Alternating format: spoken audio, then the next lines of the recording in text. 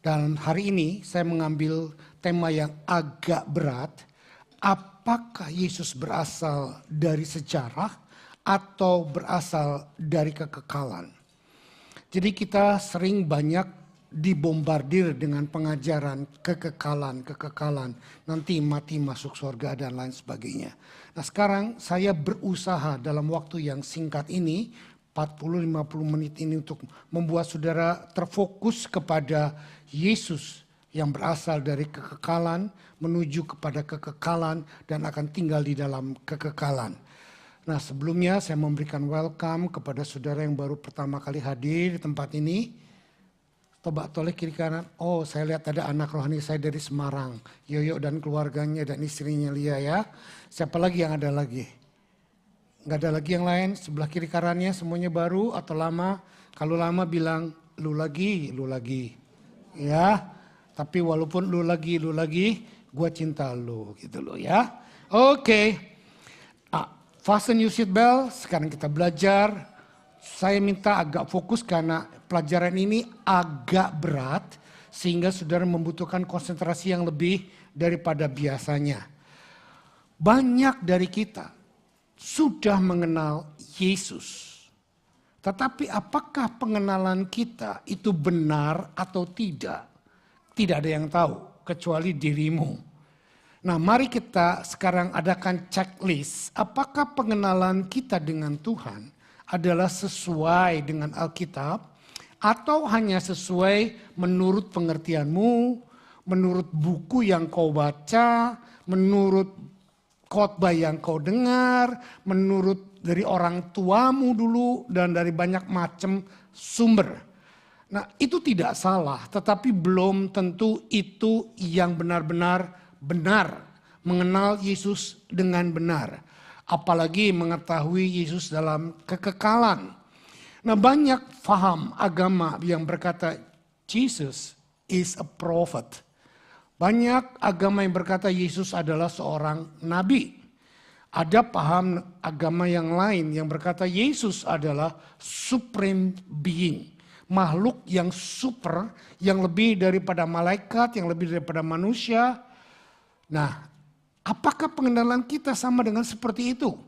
Atau worst come to worst, pengenalan kita Yesus adalah juru selamat. Kenapa saya katakan worst come to worst?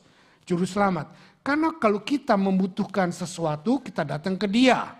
Kita membutuhkan kesehatan, kita datang ke Dia. Kita membutuhkan damai sejahtera, kita datang ke Dia. Kita membutuhkan apapun yang saudara butuhkan, datang ke Dia. Menurut saya ini worse. Kenapa? Karena Yesus Anda jadikan hanya sebagai bahan waktu Anda perlu. Waktu Anda tidak perlu, bagaimana dengan Tuhan? Nah, ini poin yang cukup krusial yang perlu kita bahas hari ini. Dan pagi hari ini saya mau saudara mengerti bahwa Yesus yang sesungguhnya seperti yang Alkitab katakan. Apakah dia berasal dari kekekalan atau dari sejarah? Sejarah membuktikan orang Yahudi pun percaya bahwa Yesus pernah hadir. Yesus pernah ada di muka bumi dan Yesus pernah hidup di Israel. Tetapi mereka tidak menganggap Yesus adalah Tuhan yang menjelma menjadi manusia. Yang datang dari kekekalan, hidup di dalam kekekalan, mati dan bangkit dan masuk di dalam kekekalan yang sempurna di kemudian hari. Nah mari kita lihat, kita sedikit membahas tentang kekekalan. Eternity is not a time. Kekekalan bukan waktu. Kalau Anda hidup di dalam batas waktu hari ini, kemarin, besok, Anda belum hidup di dalam kekekalan. Kita masih hidup di dalam keadaan yang sementara. Kekekalan tidak punya starting atau begin dan tidak punya ending atau akhir. Kekekalan adalah akan konstan selamanya in the present time. Kita sulit untuk mengerti ini karena kita sudah diakomodasi oleh kejatuhan Adam dalam dosa sehingga kita hidup di dalam kafling waktu. Tetapi sesungguhnya waktu Tuhan menciptakan Adam dan Hawa itu belum ada batasan waktu. Alkitab mencatat umur Adam 900 something itu bukan sejak waktu diciptakan. Tapi sejak waktu Adam jatuh dalam dosa, so time begin. Waktu dimulai. Kita tidak tahu berapa umur Adam yang sebenarnya. Banyak penafsir Alkitab menjelaskan, pertanyaannya juga begini. Pak, Om, dinosaurus, stegosaurus itu ada atau tidak? Saya percaya itu ada. Dan saya percaya itu ada, bahkan banyak yang berkata bahwa itu adalah bagian daripada zaman purbakala. Ada lagi yang bertanya kepada saya, alien itu ada atau tidak ada? Saya bilang saya bukan ahli ruang angkasa, orang salah satunya NASA. Tapi recently, hari-hari ini kita baca di surat kabar, dengar di news bahwa UFO, Unidentified Flying Object, itu sekarang banyak memunculkan diri, anehnya banyaknya di Amerika. Iya kan? Kok nggak muncul di Indonesia? Kok nggak muncul di Australia gitu loh. Ributnya munculnya di Amerika, di sini, di mana. Nah, apakah itu ada atau tidak? Saya tidak menjawab itu dalam khotbah ini. Yang saya mau jawab adalah kekekalan is exist. Kekekalan itu ada. Nah, untuk itu kita lihat bahwa kekekalan dalam sejarah. Kekekalan dalam sejarah artinya sejarah kehidupan kita, masa purba, masa kini, masa akan datang, itu tetap ada dalam jangkauan kasih Tuhan Yesus. Kita lihat ayatnya. Maaf, ada dua ayat kadang-kadang yang membuat PowerPoint yang melihat khotbah saya bilang, kok ayatnya double-double? Iya, karena saya katakan ada banyak ayat yang dalam bahasa Indonesia tidak terlalu clear terjemahannya sehingga perlu dilihat dari yang lebih jelas. Ya, kita lihat sekarang. Mika 5 ayat yang kedua. But you, O Bethlehem Ephratah, who are too little to be among the clans of Judah, whom you shall come forth for me, one who is to be ruler in Israel, whose coming forth is from of old, from ancient days. Nah, dalam terjemahan bahasa Indonesia, tetapi engkau, hai Bethlehem Ephratah, hai yang terkecil di antara kaum-kaum Yehuda, daripadamu akan bangkit bagiku seorang yang akan memerintah Israel, yang permulaannya sejak purbakala, sejak dahulu kala. Kata yang akan memerintah dengan the ruler, ada sedikit perbedaan. Bahwa kalau akan memerintah berarti tadinya dia tidak memerintah terus akan memerintah. Tetapi kalau ada dikatakan who is to be a ruler, tadinya sudah penguasa akan menjadi penguasa. Jadi penguasa yang akan datang.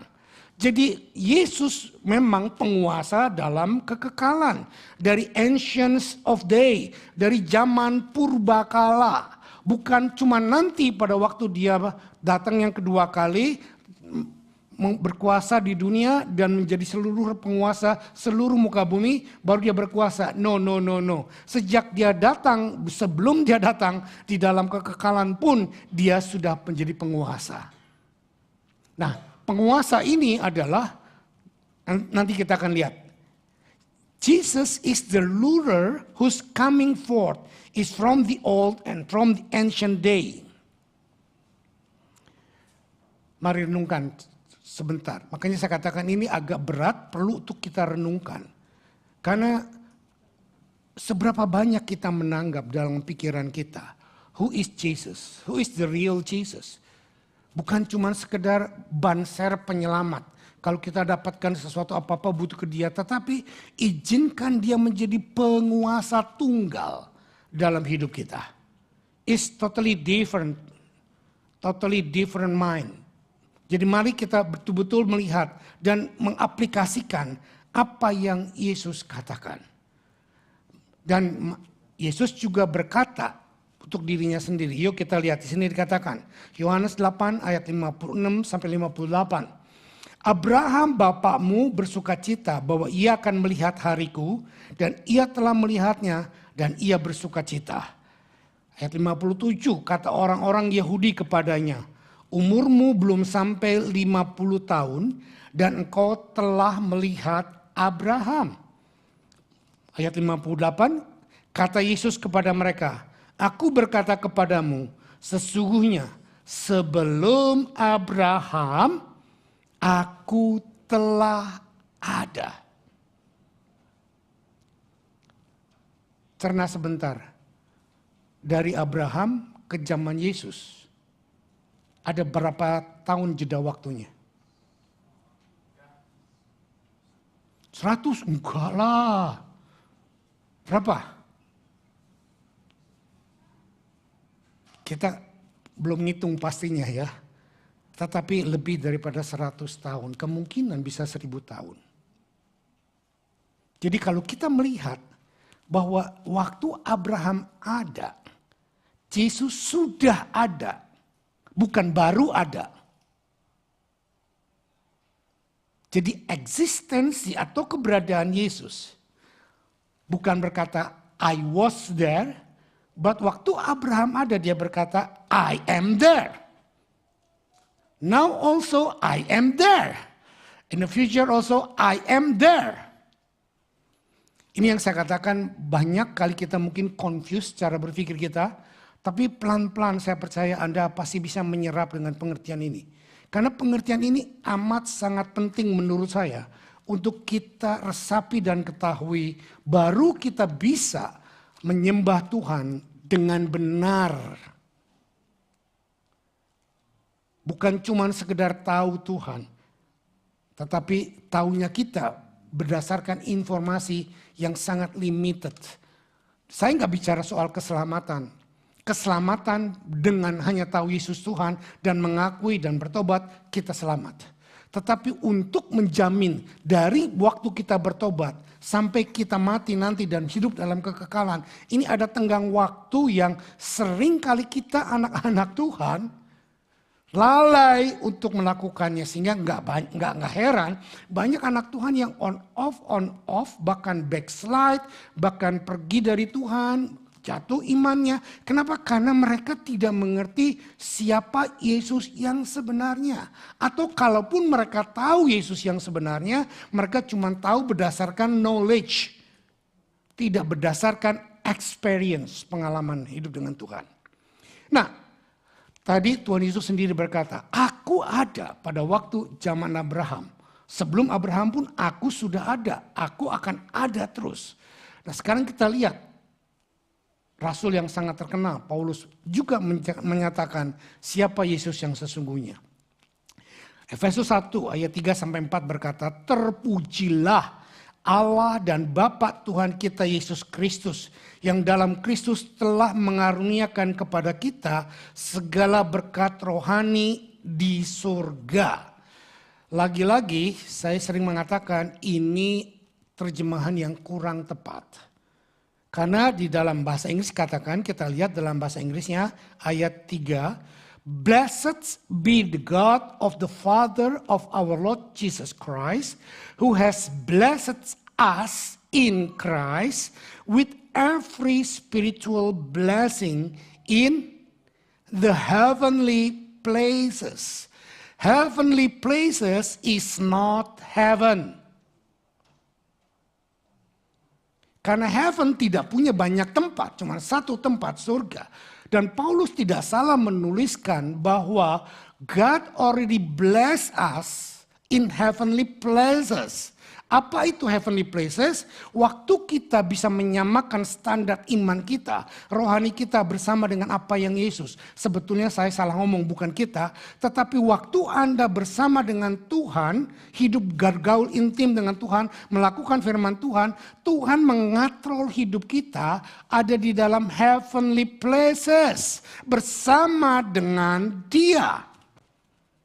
Dan itulah janji yang Tuhan berikan kepada setiap anak Tuhan. untuk bersama dengan Dia di dalam heavenly places. When you are in heavenly places, when I am in heavenly places, we can see what other people cannot see. We can understand what other people doesn't understand. Kenapa? Karena dibukakan pengertian, dibukakan tingkap-tingkap rohani kita. Tuhan mencurahkan kepada kita sesuatu yang diperlukan oleh kita. Nah, ayat yang keempat ini bagus sekali. Sebab di dalam Dia Allah telah memilih kita sebelum dunia dijadikan, supaya kita kudus dan tak bercacat di hadapannya. Wow, gak masuk akal kan? Tuhan memilih kita sebelum dunia dijadikan. Sementara saya baru lahir tahun 59. Saudara baru lahir mungkin tahun 70. Tetapi Alkitab tidak salah, Paulus tidak salah. Yang kuncinya adalah di sini. Even as he chose us in him before the foundation of the world. Coba merenungkan sebentar. Anda akan terkejut dan akan shock kalau mengerti pengertian ini. So before Samuel born on earth, Samuel in God, and when I am born on earth, pada waktu saya dilahirkan ke muka bumi, saya sudah membawa rencana Tuhan, kasih Tuhan untuk saya lakukan di dalam dunia ini. Wow. Have you ever thought like that? Kita cuma berpikir, aku lahir karena mama papa. Bahkan banyak yang kepahitan sama mama papa. Kan kurang dikasihi, kurang diberikan sesuatu pengertian, kurang diberikan hal-hal yang baik. Sehingga kita berkata, mama papa gak mendidik aku. Itu sebabnya aku pun gak sayang sama mama papa. You wrong. Karena engkau lahir ke dunia bukan atas kehendak mama papamu. Engkau lahir ke dunia atas kehendak Tuhan. Maaf, kalaupun masih ada yang di bawah umur, Anda lahir ke dunia bukan karena orang tua Anda berhubungan intim. Tetapi Anda lahir ke dunia karena Tuhan punya message dalam hidupmu yang harus engkau hidupi dan engkau harus lakukan. Ini banyak ayatnya, tapi saya nggak bicara itu. Saya cuma bicara sekarang bahwa kelahiranmu bukan karena accidentally, bukan karena orang tua kamu intim mengelus-ngelus suami istri dan lain sebagainya, tetapi karena ada rencana Tuhan. Dan kita akan selalu melakukan kehendak Tuhan kalau kita ada di dalam Kristus. Tidak ada yang melakukan kehendak Tuhan kalau Anda di luar Kristus. Garis bawah ini. Pak, bagaimana dengan bakat? Pak, bagaimana dengan talenta? Every human born on earth, God give them specific talents. Itu adalah natural. Tetapi yang Tuhan mau bukan cuma natural, tapi yang Tuhan mau adalah spirit, fruit of spirit, buah roh yang hanya Anda bisa lakukan waktu Anda bersama dengan Tuhan. Oke, itu pelajaran tersendiri lagi. Sekarang yang saya mau jelaskan adalah ini. Nah, coba baca sama-sama. Ini penting sekali. Yuk kita baca 2, 3. Jesus had chosen us in him before the foundation of the world. Sama dengan artinya, we have been loved in him before he create the world. Wow. Betul nggak? Dan juga mengandung pengertian, apa artinya? God's love us from eternity to eternity. Jadi Tuhan sudah mengasihi kita sebelum kita dilahirkan ke dunia. Dan Tuhan akan terus mengasihi kita sampai kita masuk dalam kekekalan hidup bersama dengan Dia. Bukan cuma di sorga. Perhatikan ini. Kita tidak hidup dalam kekekalan bersama dengan Dia di surga selamanya. No. Banyak pendeta mengajarkan kita hidup di surga selamanya. Enggak. Kita di surga cuma transit. Kita akan kembali ke dunia bersama dengan Dia, hidup dalam kekekalan, Dia menjadi raja, kita menjadi penguasa-penguasanya. Nangkep nggak? Oke, clear sampai sini? Mari kita lihat Yeremia. Kecepatan. Kok bisa cepet? Nah, oke. Yeremia 31 ayat 3. Dari jauh Tuhan menampakkan diri kepadanya. Aku mengasihi engkau dengan kasih yang kekal, sebab itu aku melanjutkan kasih setiamu kepadamu. I have loved you. I have loved you. Artinya apa? Aku telah mengasihi. Dalam bahasa Indonesia katakan aku mengasihi. Tetapi dalam bahasa Inggris katakan jelas sekali I have. Aku telah, bukan akan, bukan sedang, tetapi aku telah mengasihi engkau. Nah, pengertian telah ini bukan berhenti karena ada sesuatu, tetapi kita lihat ayatnya berkata, I have loved you with everlasting love. I have loved you, aku telah mengasihi engkau dan everlasting. Tahu apa artinya everlasting? Tidak berkesudahan, putus dan tidak berubah, terus sampai kekal. Wow. Jadi kalau ada orang yang berkata bahwa, apakah Tuhan mengasihi aku? Kok persoalanku banyak? Apakah Tuhan mengasihi aku? Kok aku sakit? Kok Tuhan membiarkan aku dalam keadaan masalah? Kok Tuhan membiarkan aku ditolak cintaku dan lain sebagainya? Saudara, kasih Tuhan tidak diukur dengan keadaan hidupmu saat ini. Your circumstances is not perfect pictures of God's love. Sometimes, kenapa saya katakan perfect picture? Sometimes you don't understand. Even di dalam keadaan cinta ditolak, usaha bangkrut, persoalan banyak, lagi sakit. Itu juga bagian dari kasih Tuhan. Untuk mendidik kita dan mengajar kita.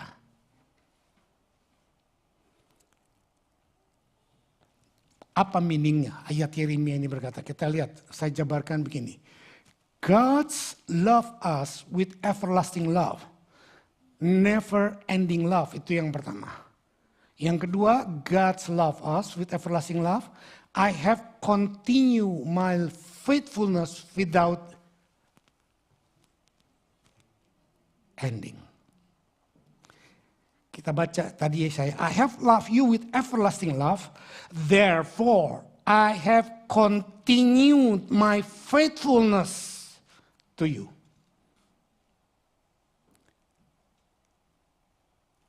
Coba renungkan sedikit. I have loved you with everlasting love, and I have continued to love you.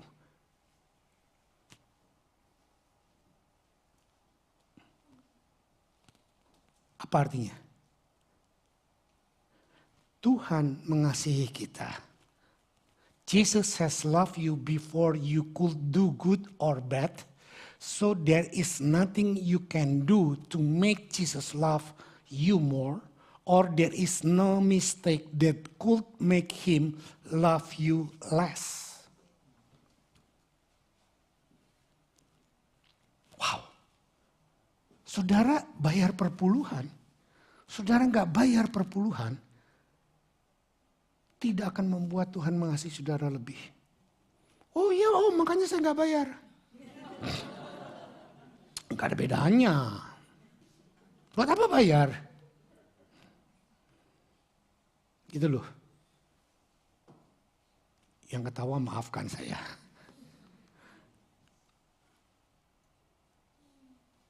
Saudara bayar perpuluhan, jujur nggak jujur, itu pun tidak ada urusan dengan saya.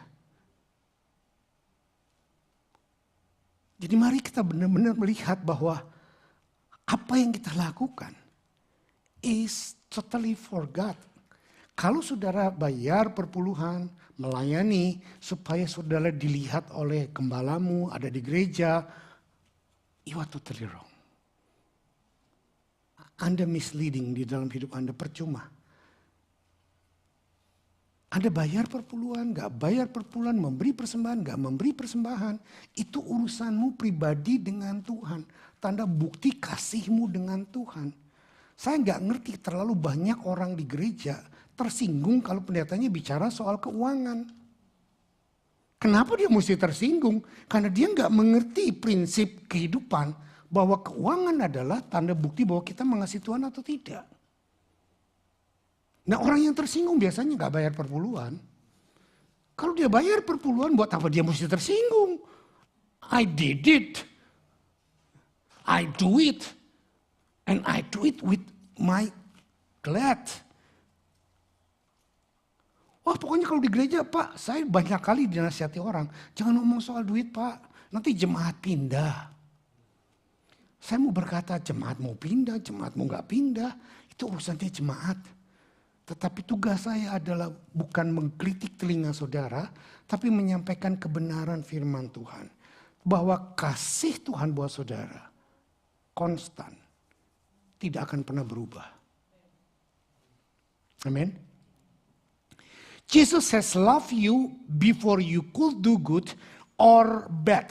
Jadi saudara mau dicintai Tuhan, saudara puasa 7 hari 7 malam, saudara melayani seperti tidak ada hari esok, dan saudara sungguh-sungguh mati hidup buat Tuhan, saudara pikir Tuhan akan lebih mengasihi saudara? No way. Jadi kalau gitu ya udah Pak, makanya saya nggak melayani sampai sekarang. Kan nggak ada gunanya. Yang bilang nggak ada gunanya kan you yang salah ngerti. Coba suami istri saya kasih satu ilustrasi ini. You love your wife, you love your husband. Tapi you nggak pernah ekspresikan. You nggak pernah beliin, you nggak pernah perhatiin, you nggak pernah lakukan sesuatu buat istrimu, suamimu. Tapi kau tahu bahwa dia harus ngerti dong, aku cinta dia. That's what kind of love. Gitu loh. Bukti perbuatan kita melayani, melakukan kehendak Tuhan, itu adalah bukti responsif kita.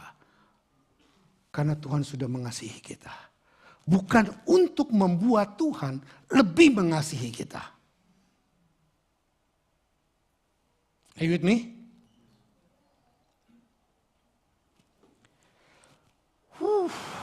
Sekarang kita belajar dalam kekekalan. Tadi poin 1 tadi bicara cuman sejarah Tuhan Yesus dalam kekekalan.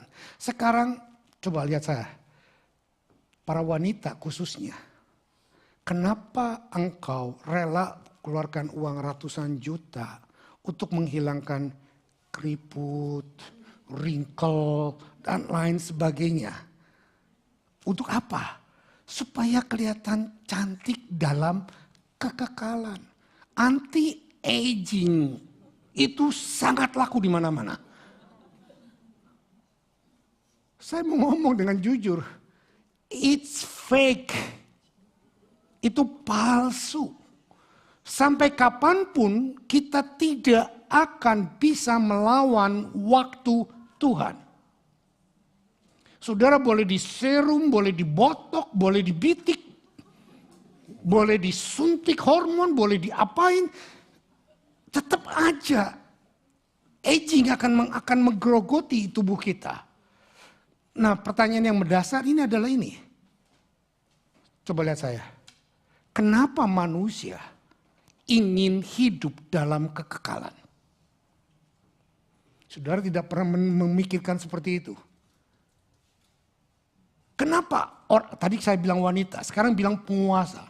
Para tokoh-tokoh politik, para orang-orang hebat, presiden, prime minister, raja-raja. Kalau bisa, dia ingin memerintah selamanya. Gak mau digantikan oleh orang lain. Pemerintah-pemerintah merubah undang-undang untuk supaya mereka terus bisa memerintah. Itu yang parlementer, itu yang demokratik. Mereka merubah undang-undang. Kalau yang mereka kerajaan, bukan teokrasi apa namanya? Monarki. Yang monarki, mereka berusaha coba pakai osinse, pakai dokter ini, pakai itu supaya dia tetap sehat dan kuat dan layak untuk memerintah. The essence question yang paling foundation. Dari mana keinginan manusia untuk hidup dalam kekekalan. Banyak orang bilang, iya karena mempertahankan kekuasaan. Itu yang dalam kekuasaan. Kita yang dalam kekuasaan juga pengen hidup kekal kok. Iya apa ya? Kita pengen hidup lama. Kalau ada orang pengen hidup mati, mau udah sudah bilang putus asa, stres dan segala macam. Padahal hidup lama atau panjang itu kan capek. Ada yang ngeluh capek hidup panjang. Capek karena susah. Coba kalau kayak raja-raja senang, gak capek. Oke, saya nggak bicara itu tapi saya mau mengertikan bahwa gini. There is something that's powerful in our life. You realize or not. Hampir setiap kita menginginkan kekekalan. Keinginan untuk kehidupan kekal itu ternyata berasal dari Tuhan, bukan dari setan. Kita lihat. Kekekalan dalam Khotbah 3 ayat 11. Ia membuat segala sesuatu indah pada waktunya. Kita sering berhenti pada ayat itu aja, pada kalimat itu. Tetapi terusannya ini bagus. Bahkan ia memberikan apa? Kekekalan dalam apa? Hati mereka. Jadi sebetulnya setiap kita yang ingin mempertahankan kemudaan, awet muda, nggak ada orang yang pengen awet tua. Iya kan? Itu sebetulnya dari sononya ada, Tuhan sudah taruh di dalam diri kita. Hei, saudara tidak salah. Cuman yang salah adalah bagaimana cara memperolehnya.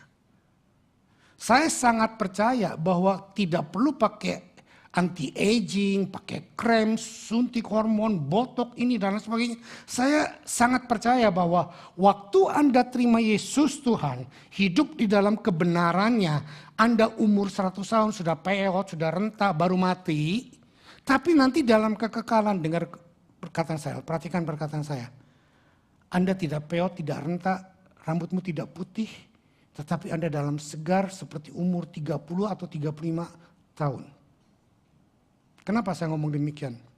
Banyak ayat yang berkata, jalan hidup orang benar seperti matahari terbit sampai rembang tengah hari. Jadi umur kita di dunia, kepeotan kita itu karena dosa.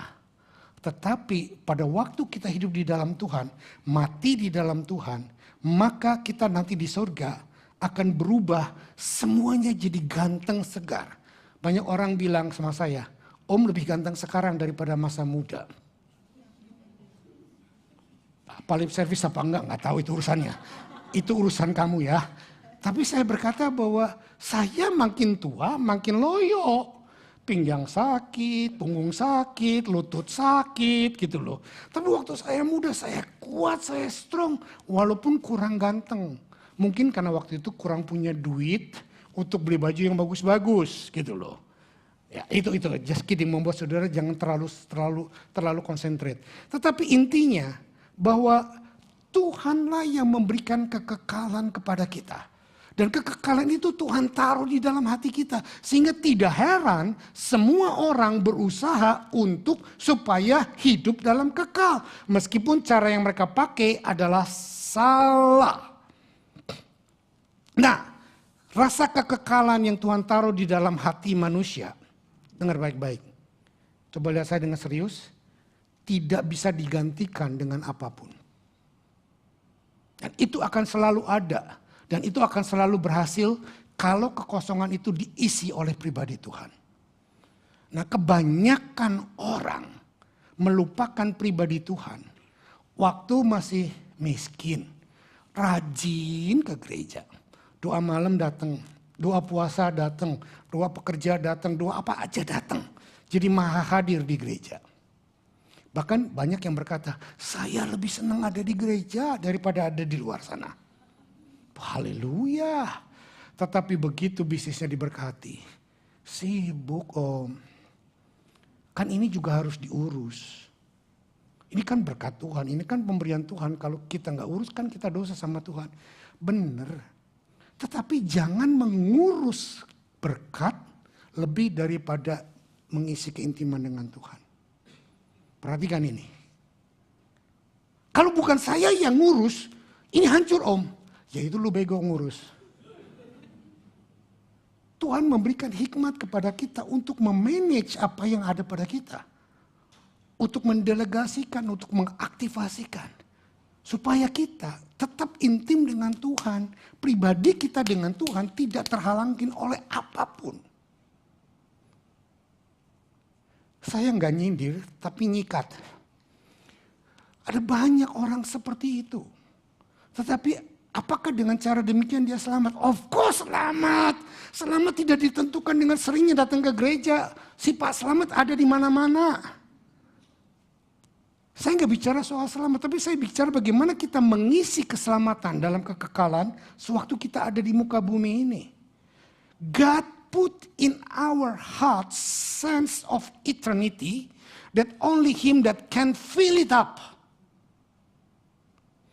Waktu saudara tidak mengisinya dengan pribadi Tuhan, saudara boleh kaya raya, tetapi saudara akan mengalami kekosongan. Hatimu akan terasa hampa. Saya bertemu dengan orang-orang konglomerat yang sangat banyak duitnya, tetapi mereka lupa akan Tuhan. Mereka anak Tuhan, tapi mereka berkata apa? Pak, percuma ini saya percuma terima semuanya. Kenapa? Saya kosong, Pak. Saya kosong, kenapa kosong? Istri saya minggat, Pak. Anak saya ngedrak, Pak. Ini keadaan semua begini semua. Pak, apa yang harus saya lakukan? You wrong. Kau tidak bisa mengisi kekekalan yang ada di dalam hatimu dengan uang, dengan ketenaran, dengan kepopuleran, dengan seks sekalipun. You can have it, but it will never satisfy and make you fulfillment. Karena at the end of the day, ruang kekekalan itu hanya Tuhan yang bisa ngisinya. Ini satu bukti bahwa kita ciptaan Tuhan. Kita bukan makhluk jadi-jadian. Yang jadi bergedek jadi gitu loh. Kalau kita bergedek jadi, kita nggak punya sense of eternity. Kita nggak punya sense of sesuatu yang tentang Tuhan. Karena semua kita punya sense of tentang Tuhan, jadi kita akan selalu kekurangan itu dan kehilangan itu pada waktu kita tidak hidup bersama dengan Tuhan. Are you with me? Miliki pengenalan akan Tuhan yang seperti ini. Paulus menyatakannya, merumuskannya dalam ayat yang sangat terkenal. Roma 8 ayat 20-23 berkata demikian. Karena seluruh makhluk telah ditaklukkan kepada kesia-siaan. Bukan oleh kehendaknya tetapi oleh kehendak Dia yang telah menaklukkannya. Saya jelaskan sedikit. Saudara jangan confuse oleh kehendak Dia yang menaklukkannya. Karena seluruh apapun di muka bumi sudah ditaklukkan oleh Dia. Pada waktu Anda tidak menaklukkan dirimu kepada Dia, Dia itu siapa? Yesus. Maka kesia-siaan itu akan menguasai hidupmu.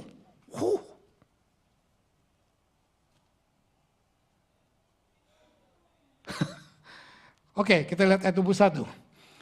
Tetapi dalam pengharapan karena makhluk itu sendiri juga akan dimerdekakan dari perbudakan kebinasaan dan masuk ke dalam kemerdekaan kemuliaan anak-anak Allah. Nah, ini pengharapan. Kita akan dimerdekakan dari kesia-siaan, dari perbudakan time, physically limited dan lain sebagainya pada satu waktu tertentu. Ayat yang ke-22 berkata begini, sebab kita tahu bahwa sampai sekarang segala makhluk sama-sama mengeluh dan sama-sama merasa sakit bersalin.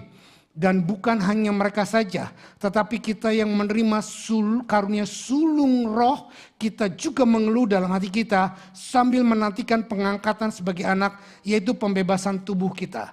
Bukan cuma orang dunia, kita anak-anak Tuhan pun mengeluh. Karena walaupun ada Tuhan di dalam diri kita, walaupun ada karunia Roh Kudus di dalam diri kita, tapi belum bekerja full, masih ada banyak kekurangan, kekosongan yang kita masih pengen lebih dari Tuhan. Sehingga kita pun menanti-nantikan kapan kepenuhan itu akan terjadi. Nah, Paulus mengatakan di sini, pembebasan tubuh kita lah yang akan menjadi tolak ukur bahwa kepenuhan Tuhan akan ada dalam diri kita. Pertanyaannya, what is pembebasan tubuh? Rapture, bukan kematian. Kematian fisik sebelum Yesus datang, itu tidak membebaskan kita dari semua kekekalan. Hanya membebaskan kita dari belenggu fisik, kematian itu. Ntar kita akan masuk lebih dalam. Apa itu kematian dan lain sebagainya. Tetapi sekarang yang kita lihat bahwa pembebasan tubuh kita berubah dari tubuh yang jasmani menjadi tubuh yang rohani yang penuh dengan kemuliaan. Itu tidak terjadi pada waktu kita kematian. Tetapi terjadi pada waktu Tuhan Yesus datang yang kembali yang kedua kali. Sebelum second coming dia akan mengangkat kita. Itu namanya rapture. Itulah yang mengubah tubuh jasmani kita. Yang keriput, yang peot, yang ubanan, yang penyakitan. Menjadi tubuh sempurna seperti pribadi Tuhan Yesus. Kenapa Tuhan Yesus harus mati umur 33 tahun? Karena itulah top prime. Seperti yang saya katakan tadi. Get the point? Nah, sekarang penjelasan kekekalan. Tadi kekekalan yang kita harus tahu. Penjelasan hidup kekal. Apa itu hidup kekal? Yuk kita baca. Ini penting, ayat ini penting karena kebanyakan kita salah mengerti apa itu kehidupan kekal. 2, 3. Inilah hidup yang kekal. Ayo dong. Rame-rame. Jangan buka mulutmu. Baca rame. 2, 3. Inilah hidup yang kekal itu. Yaitu bahwa mereka mengenal engkau satu-satunya Allah yang benar. Dan mengenal Yesus yang telah engkau utus. Apa itu hidup kekal? Mati masuk surga? Haya, baca ayatnya. Ayo, apa itu hidup kekal? Mengenal siapa? Mengenal siapa? Tidak cukup, baca dong yang benar. Nah, mengenal dia satu-satunya Allah. Tidak ada yang lain. Kalau hanya mengenal Allah, setan pun kenal Tuhan. Setan pun takut sama Tuhan. Kita lebih jahat dari setan. Kenal Tuhan, tapi kita nggak takut akan Tuhan. Saya mendengar saya mendengar bukan informasi. Wawancara seseorang hamba Tuhan yang terkenal di Amerika. Dia jatuh dan hidup dalam dosa. Waktu ditanya kenapa sebabnya seperti itu. Saya kaget, saya loncat. Bukan loncat duduk gitu bukan. Saya terperangah gitu. Dia menyatakan gini. I love God, but I don't fear God. Tadinya saya bisa, benar ya. Tapi berhari-hari saya renungkan. Statement ini saya nggak setuju. If you love God, dengan standar yang Tuhan mau, you will fear God. Kalau saudara cinta Tuhan, hanya karena dia juru selamatmu, hanya karena dia pemberi berkatmu, karena dia penyembahmu. Nah makanya inilah yang salah. Engkau tidak menganggap Tuhan dengan standar yang seharusnya. Jadi akibatnya banyak pendeta-pendeta love God, but not fear God. Maaf, saya kasih ilustrasi. I love my wife very dearly dan dia tahu persis. Bukan karena saya belikan barang-barang bagus. But I love her and I fear her. Bukan karena saya BTI. Tahu BTI? Barisan Tunduk Istri. Bukan. I fear her. Saya tidak mau melukai hatinya. Are you with me? Saya tidak nyeleweng. Bukan karena takut perceraian. Saya tidak nyeleweng. Bukan karena saya sebagai gembala tidak boleh nyeleweng. Tapi saya tidak nyeleweng. Karena saya takut menghancurkan hati istri saya. Apa saudara pikir tidak ada keinginan nyeleweng? Banyak. Wah bahaya nih. Ntar pulang saya bisa-bisa ditentir. Sama siapa lu? Ya. Cilaka ini, ngomong kayak gini ada di depan istri.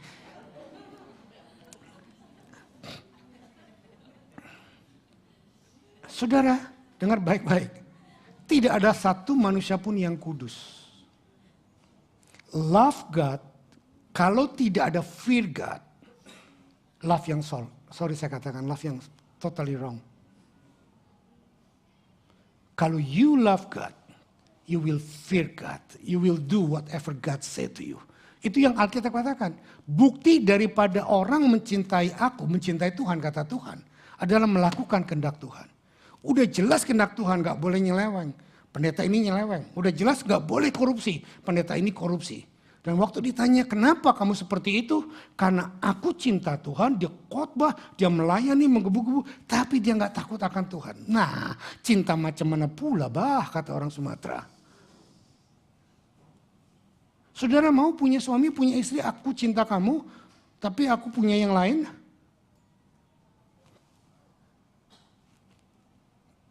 Mari kita dudukan dengan perkara pengertian yang benar.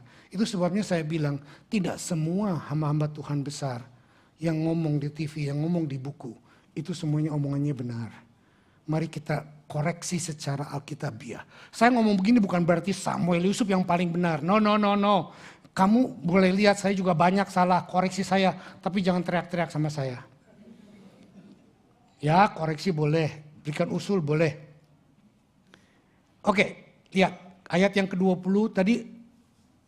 22, sekarang 23. Dan bukan hanya mereka saja, tetapi kita yang telah menerima karunia sulung roh, kita juga mengeluh dalam hati kita sambil menantikan pengangkatan sebagai anak, yaitu pembebasan tubuh kita. Oke, sudah jelas sekarang penjelasan tentang kehidupan yang kekal.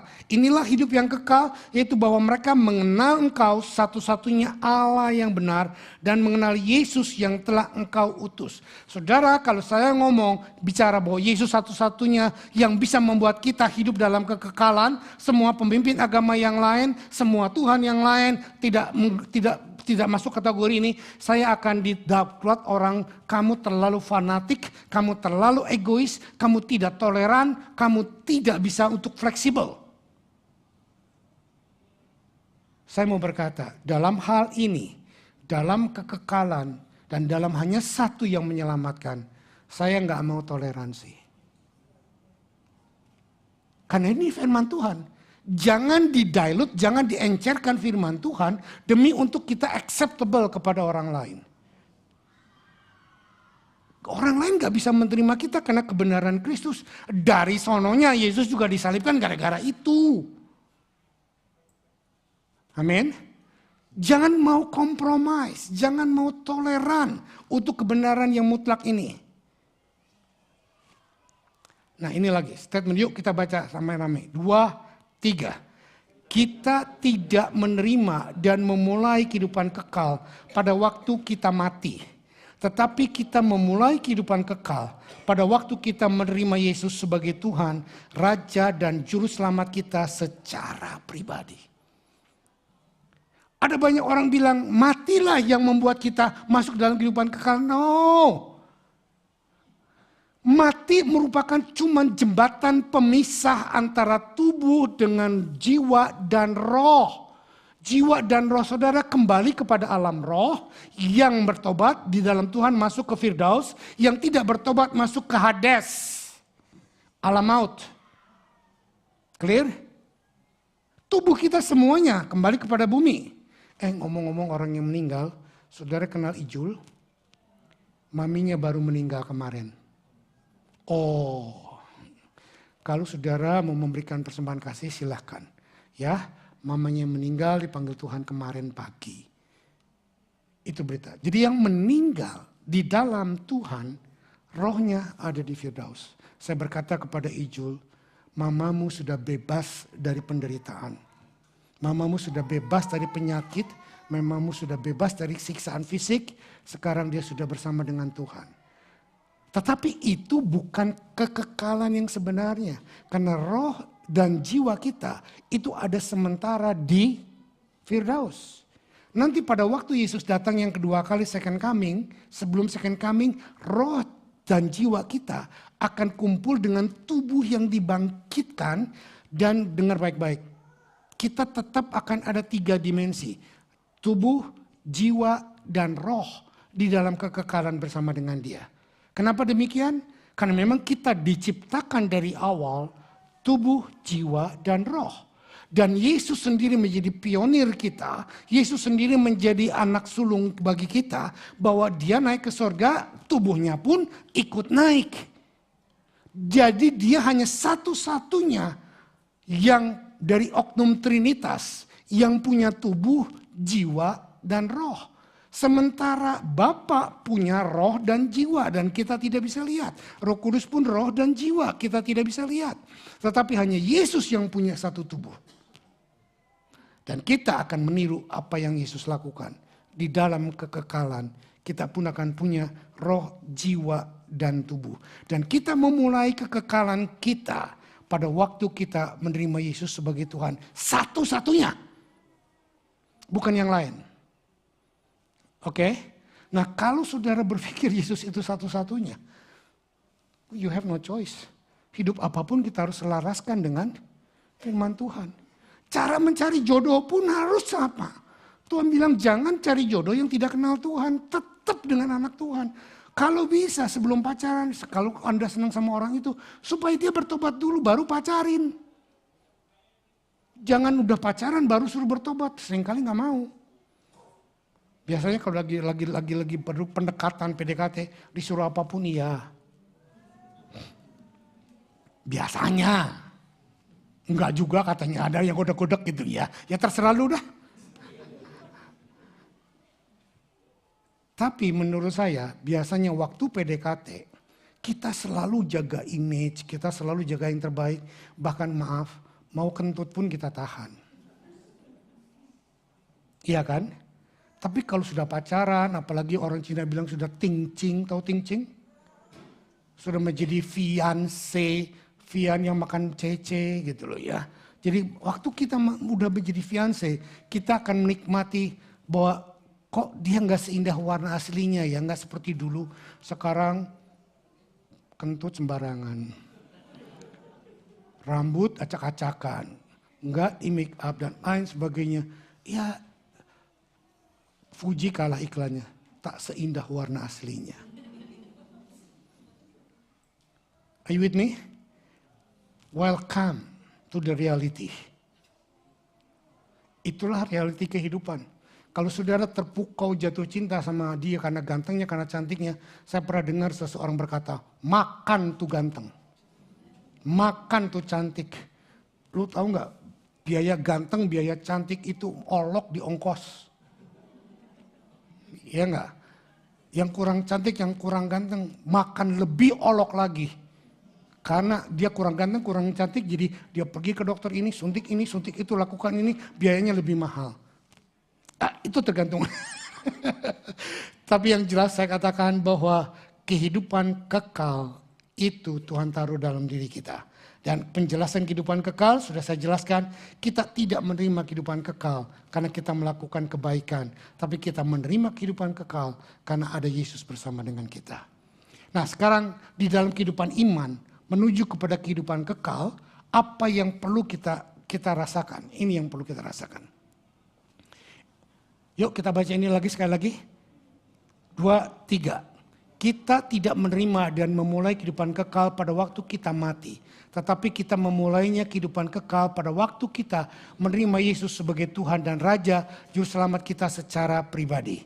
Nah sekarang baru kehidupan iman di dalam Yesus. Waktu kita sudah menerima kekekalan, yaitu menerima Yesus Tuhan sebagai Juru Selamat secara pribadi, maka kita diberikan beberapa fasilitas oleh Tuhan. Menikmati kesukaan. Yohanes, akan baca di sini ya. Yohanes 15 ayat 10 sampai 11 berkata demikian. Jikalau kamu menuruti perintahku, kamu akan tinggal di dalam kasihku. Seperti aku menuruti perintah Bapakku dan tinggal di dalam kasihnya. Semua itu kukatakan kepadamu supaya sukacitaku ada di dalam kamu dan sukacitaku menjadi penuh. Hei anak-anak Tuhan yang saya kasihi, waktu engkau menerima Yesus sebagai Tuhan dan Juru Selamatmu, engkau masih stres, engkau masih bingung sana sini, engkau masih susah, masih grumble, masih banyak alasan. Dan itu tandanya engkau belum menerima dia sepenuhnya. Karena pada waktu engkau menerima dia sepenuhnya, Tuhan Yesus berjanji sukacitanya sendiri akan dia berikan kepada kita. bukan cuma dia akan memberikan sukacita, tapi kesukaannya dia sendiri akan dia berikan kepada kita. Of course we still have problem. Of course we have still something we have to do.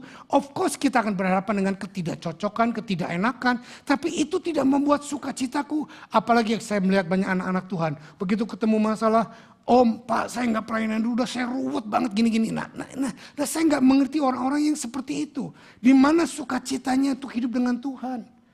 Hei, sukacitamu bukan dipengaruhi pada waktu dompetmu penuh, tabunganmu plus, tapi sukacitamu adalah hanya karena Tuhan. Karena Tuhan Yesus ada di dalam hidupmu. Nah saya tinggal 5 menit, Tuhan tolong hambamu. Kesukaan di dalam iman. Yang kedua, perluas kapasitas hati kita.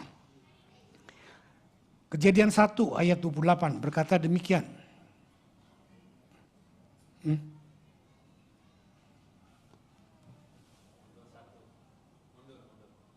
Nah, Kejadian 1 ayat 28. And God blessed them, and God said to them, be fruitful and multiply, and fill the earth and subdue it, and having dominion over the fish, over the sea, over the bird, and over the heaven and earth, and over the living things that move on earth. Nah, saya masukkan 2 ayat karena ayat Indonesianya ada hilang satu pengertian yang sangat vital. Dikatakan begini, Allah memberkati mereka, lalu Allah berfirman kepada mereka, beranak cuculah dan bertambah banyak. Nah, pengertian beranak cucu dan bertambah banyak itu adalah sama dengan be multiplied. Sementara be fruitful bukan beranak cucu bertambah banyak, tapi be fruitful adalah pohon yang menghasilkan buah yang lebat, yang berkualitas. Kalau itu apel, dia sweety, crunchy, juicy, pinky, and pricely. Iya dong. Pinky, sweety, juicy, crunchy, and pricely. Ini loh yang dikatakan fruitful. Waktu Anda hidup di dalam Tuhan, Anda menemukan jati dirimu dan Anda mengeksplor itu, mengolah itu menjadi satu kehidupan yang berarti dan Anda dengar baik-baik. Bukan cuma diberkati secara jasmani, tetapi jasmani pasti akan mengikuti berkat rohani. Amin. Kalaupun ada kesusahan itu akan Anda hadapi karena Anda tahu Anda hidup bersama dengan Tuhan. Saya bukan pengkhotbah prosperity gospel, tapi saya percaya ada prosperity di dalam Tuhan.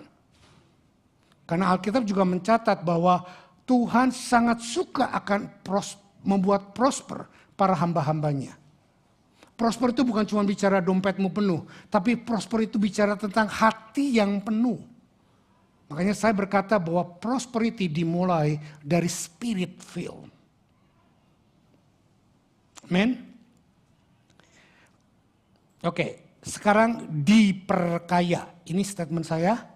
Yohanes pasal 10 ayat 9 sampai 11. Akulah pintu, barang siapa masuk melalui aku dia akan selamat dan dia akan masuk dan akan keluar dan menemukan padang rumput. Nah kan lagi-lagi Tuhan menjanjikan padang rumput. Padang rumput yang hijau bagi domba-domba itu berarti kehidupan yang tenang yang semua dicukupi. Pencuri datang hanya untuk mencuri dan membunuh dan membinasakan. Aku datang supaya mereka mempunyai hidup dan mempunyai dalam segala kelimpahan.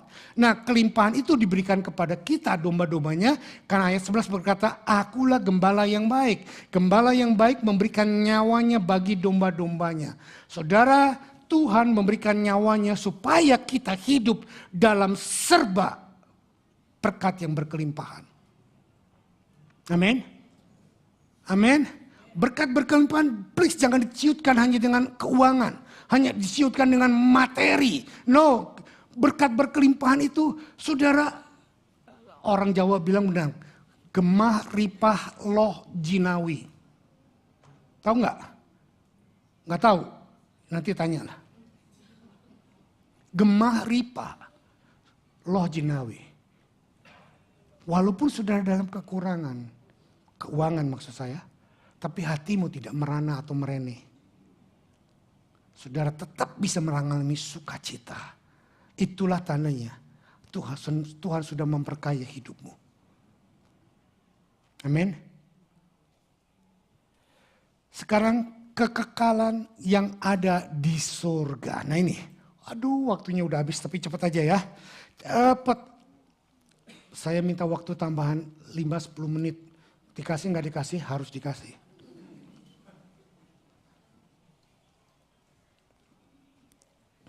Ibrani 10 ayat 12.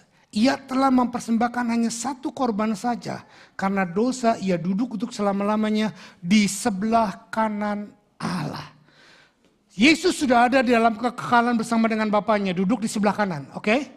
Itu sebabnya kita pun rindu ke sana.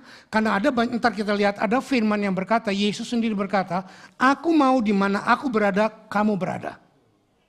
Jadi kita semuanya akan menikmati kekekalan. Dan Yesus duduk di surga bukan karena dia capek seperti Nyonya Menir yang sudah berdiri sejak tahun berapa? Berapa? 1920? Nggak tahu lah.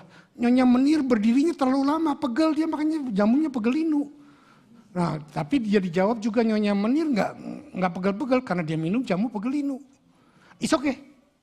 Tapi yang saya mau katakan begini, Tuhan Yesus duduk di surga bukan karena dia tired, bukan karena dia capek, bukan karena dia males, tetapi karena dia sudah selesai tugasnya. Itu sebabnya di surga, di kayu salib dia berkata, it is finished. Finish, gak ada lagi yang perlu ditambahkan. Gak ada lagi yang perlu dikurangi. Dia sudah selesai. Dia duduk. Nah kalau saudara perhatikan ke pelajaran tabernakel, tidak ada satu imam besar yang masuk ke tabernakel, duduk di sana. Mati dia. Kenapa? Karena tugasnya belum selesai. Dan tidak ada kursi di ruang maha suci. Tapi waktu Yesus menjadi imam besar, mempersembahkan darahnya sendiri ke hadapan tahta Bapa. Dan selesai dia duduk di sebelah kanan tahta Bapa sampai selama-lamanya. Nah ngapain selain dia tugasnya sudah selesai, dia juga sedang melakukan sesuatu bagi kita. Apa itu? Yesus menyediakan dan memberikan apa? Yesus menyediakan dan mengerjakan segalanya bagi kita. Cepat ayatnya, Roma 8 ayat 28 30 saya berkata demikian. Kita tahu sekarang bahwa Allah turut bekerja dalam segala sesuatu untuk mendatangkan kebaikan bagi mereka yang mengasihi Dia, itu bagi mereka yang terpanggil sesuai dengan rencananya. Saudara termasuk enggak? Yes. Itu sebabnya 29, mari kita yakini. Sebab semua orang yang dipilihnya dari semula, juga ditentukannya dari semula untuk menjadi serupa dengan gambaran anaknya, supaya anaknya itu menjadi yang sulung di antara banyak saudara. Lihat, semua berkat rohani, semua proses, semua kehidupan, pengenalan Tuhan, hubungan intim dengan Tuhan, hanya untuk membuat kita menjadi seperti Yesus. Bukan untuk memperkaya diri, bukan untuk membuat kita tenar, bukan untuk membuat kita jadi hebat, bukan untuk membuat orang semua tahu, wah khotbahnya luar biasa, wah pelayanannya luar biasa. No, untuk membuat kita menjadi seperti dengan Yesus. Oke, ayat 30. Dan mereka yang ditentukannya dari semula, mereka itu juga dipanggilnya. Dan mereka yang dipanggilnya itu juga dibenarkannya. Dan mereka yang dibenarkannya itu juga dimuliakannya. Oke, saya nggak sempat menjelaskan, tapi garis bawahi di Alkitab saudara atau catat, ada 5 poin yang luar biasa di sini. 1, kita sudah ditentukan oleh Tuhan. Kita dipanggil oleh Tuhan, nomor 1. Nomor 2, kita sudah ditentukan oleh Tuhan. Yang dipanggil, ditentukan. Setelah ditentukan, apa yang terjadi? Nomor 3, dibenarkan. Setelah dibenarkan, dimuliakan. Nah, kalau kita sudah dalam keadaan seperti ini, dengar baik-baik, saudara tidak akan pernah tidak selamat. Kalau waktu engkau sudah diselamatkan, whatever you do, saudara sudah dipanggil, saudara sudah ditentukan, saudara sudah dipilih, saudara sudah ditentukan, saudara sudah dipanggil, dan saudara sudah dibenarkan, dan saudara sudah dimuliakan. Sekarang yang kedua, B. Ini yang tadi saya sudah katakan, Jesus sit on the throne at the right hand of the Father to reign, and nothing of good or evil will happen with without His permission. He is in control of everything happen in our life and is in universe. Banyak orang berkata, saya takut hidup nanti sekarang, saya punya anak nanti gimana. Jangan takut. Apapun yang terjadi di muka bumi ini, Tuhan in control. Kejahatan akan bertambah, merajalela, kesulitan, ekonomi, power dan lain sebagainya. Tapi Tuhan in control. Dia tetap pelihara anak-anaknya. Dia tetap jagai kita. Dan dia tetap tidak akan membiarkan kita. Lalu ini ya, satu kunci lagi yang lain. Tuhan Yesus bukan cuma memelihara kita. Dia berdoa bagi kita. Lukas 22 ayat 31-32. Simon, Simon, lihat iblis telah menuntut engkau untuk menampi kamu seperti gandum. Tetapi aku berdoa untuk engkau supaya imanmu jangan gugur. Dan engkau jika engkau sudah insyaf kuatkanlah saudara-saudaramu. Tuhan Yesus berdoa buat Petrus supaya imannya jangan gugur. Tuhan Yesus berdoa buat Ike supaya imannya jangan gugur. Bukan jujur, kok saya mau ngomong jujur. Supaya imannya jangan gugur. Tuhan Yesus berdoa buat Samuel supaya imanku tidak gugur. Apapun yang ditawarkan kepada kita, keenakan dunia, kesuksesan dunia, harta yang melimpah, jabatan, kepopuleran, tidak akan membuat kita gugur. Lalu yang berikutnya, Roma pasal 8 ayat 33-34. Paulus berkata demikian, siapakah yang akan menggugat orang-orang pilihan Allah? Allah yang membenarkan mereka.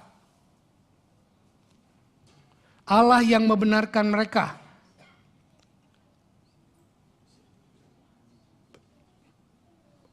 Siapakah yang akan menghukum mereka? Kristus Yesus yang telah mati, bahkan lebih lagi yang telah bangkit, yang juga duduk di sebelah kanan Allah, yang telah menjadi pembela bagi kita.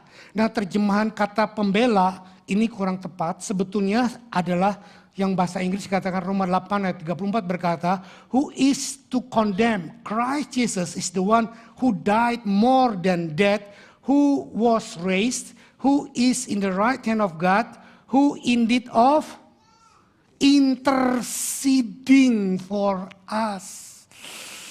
Dia berdoa buat Nia. Dia berdoa buat Roni. Dia berdoa buat Joni. Dia berdoa buat Marvin. Dia berdoa buat John. Dia berdoa buat Inam.